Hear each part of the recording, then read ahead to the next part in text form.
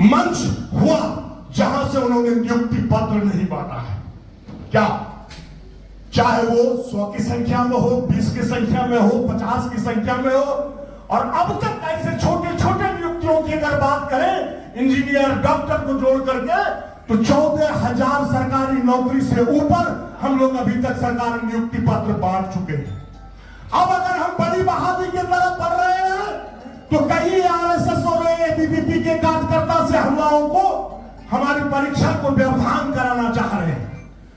हमारी नियुक्ति का लिस्ट जल्दी से न निकल जाए और हम जनता के बीच हमारा विश्वास मजबूत न हो जाए, वो इलेक्शन कमीशन के माध्यम से अतिशीघ्र ये कराना चाहता है। इन सारी बातों को आपको जनता के बीच ले जाना है।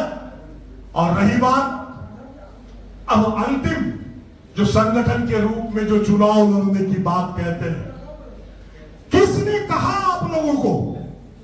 क्या आपके हाईकमान ने आपको एक खबर भेज दिया कि हम गठबंधन में ही चुनाव लड़ने जा रहे हैं? रात अभी बाकी है, बात अभी बाकी है, अभी तो और बातें होंगी। आपके ही गठबंधन दल के लोग बोल रहे हैं हम अब 30 न 73 लेंगे। आपके ही गठबंधन के लोग बोल रहे हैं हम 5 नहीं 22 लेंगे। तो कौन जानता है अंतिम तारीख में क्या होगा? इसलिए आप तमाम लोगों से मैं आग्रहपूर्वक विनती करना चाहूंगा कि जिस तरह से हमारे घनश्याम भाई ने कहा कि हम पुड़ैयाहाट विधानसभा का 373 बूथों पर 30 व्यक्ति का बूथ एजेंट के नाम से हमने लिस्ट तैयार कर लिया है, तो जितने भी लोग कम से कम चुनाव लड़ने के इच्छुक व्यक्ति हैं, वो अपने अपने विधानसभा के तमाम बूथों पर वोटर लिस्ट जिलाध्यक्ष के पास समर्पित करें। कोई ये गलतफहमी में ना रहे, हम डायरेक्ट अपना वोटर लिस्ट जाएंगे और आदरणीय कार्यकारी अध्यक्ष जी के पास जमा कर देंगे और मेरा मान्य हो जाएगा। आपको भी अनुशासन के दायरे में चलना होगा। एक पंचायत अध्यक्ष को प्रखंड कमेटी के दायरे से चलना होगा, एक प्रखंड अध्यक्ष को जिला अध्यक्ष के दायरे में चलना होगा, और जिलाध्यक्ष के ही बखान को सर्वमान्य माना जाएगा जब जिलाध्यक्ष के हाथों किसी भी तरह का लिस्ट आपके हाईकमान तक पहुंचेगा। इन्हीं सारी बातों के साथ ज्यादा समय लेने के लिए और सिंघाड़ा और क्या कहते हैं अच्छा का महक लेने के लिए आप सबों को बीच में व्यवधान उत्पन्न नहीं करूंगा। आप यथासंभव यथाशीघ्र मैं अपनी वाणी को विराम देता हूं और हमारा अंतिम वक्ता हमारे जिलाध्यक्ष महोदय होंगे। उनका क्या निर्देशन होगा, उनके निर्देशन को लेने के बाद आप तुरंत अपने नाश्ते में भिड़ जाएंगे। जय हिंद, जय झारखंड।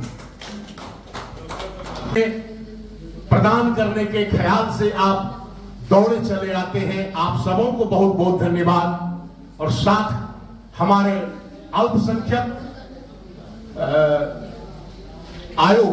अल्पसंख्यक आयोग के हमारे जो सदस्य हैं गोड्डा जिला के, हमारे हाजी इकरारुल हसन साहब हैं। मैं सबों को अपने दिल से जोहार करता हूं।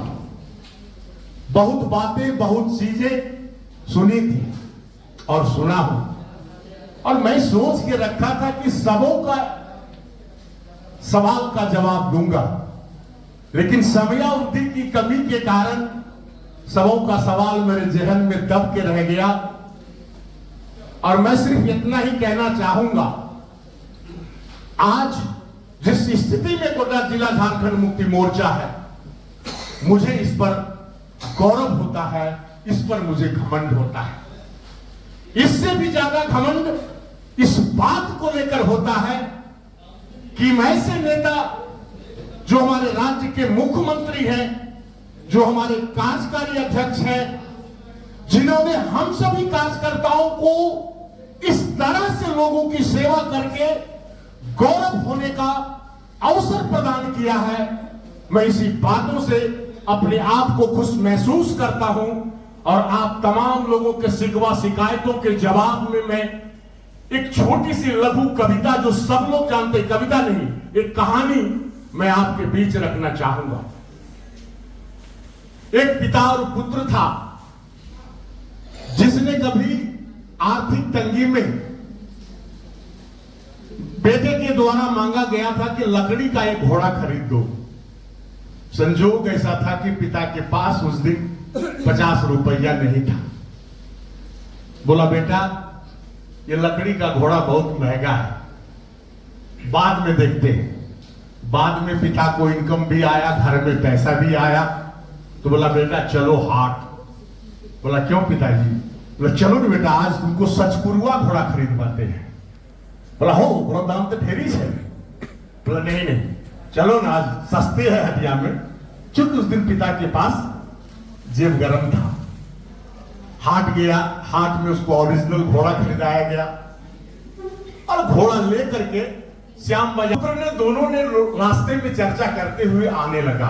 बोला बेटा जो व्यापारी इसको बेचने के लिए आया होगा वो भी इसको कितना दूर से लेकर के आया होगा, हम लोग भी ले जा रहे हो तो गाड़ी पर तो ले जा नहीं रहे हो, पैदल ले जा रहे हो, ऐसा करो इस घोड़ा पर चढ़ो नहीं। दोनों बाप बेटा हम लोग घोड़ा का लगाम पकड़ो और इनको पैदल लेते हुए चलो। चलते हुए जैसे वो रांगा मोड़ पर पहुंचता है वहां 4 लोग बैठ करके ताश खेल रहा था। वो चारों लोगों ने कहा है देखो देखो कितना बड़ा मूर्ख है, घोड़ा खरीद के लेके जा रहा है और घोड़ा को पैदल ले जा रहा है। दोनों बाप बेटा तो वो दोनों पैदल जा रहा है। अरे जरा सा भी बुद्धि था, जब पैसा था तो खरीदा था तो चढ़ लेता। ये बात सुनकर के बाप बेटे को बड़ा लगा कि नहीं बात तो ठीक बोल रहा है। कैसा किया? बोला चलो दोनों बाप बेटा चढ़ जाओ, नहीं तो लोग हम लोग को बेवकूफ बोले। दोनों बाप बेटा घोड़ा पर चढ़ गया और चढ़ के जल्दी श्याम बाजार के रास्ते में दूसरा गांव बैचा जब पार करने लगा, बोला हे भगवान। वहां कुछ लोग बैठे थे, कहा कैसा आदमी है, एक बेचारा घोड़ा, उसके ऊपर में दोनों बाप बेटा चढ़ गया। जरा सा नहीं सोच रहा है कि घोड़ा पर 2-2 आदमी का लोड कैसे लेगा। फिर दोनों बाप बेटा सोचा अरे बाप हम क्या करें। ऐसा करते हैं कि हम लोग दोनों फिर उतर जाते हैं, बेटा तुम बच्चा हो तुम ही चढ़ो। बोला ठीक।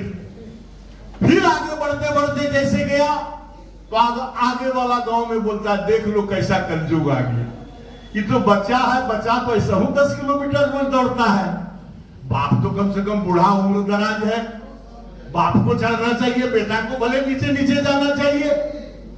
फिर उसके बापा ने सोचा अरे बाप हम क्या करें, आप तो ऐसे बात बोल रहा है। फिर वो बेटा को नीचे करता है, उसके बाद वो ऊपर बैठ जाता है।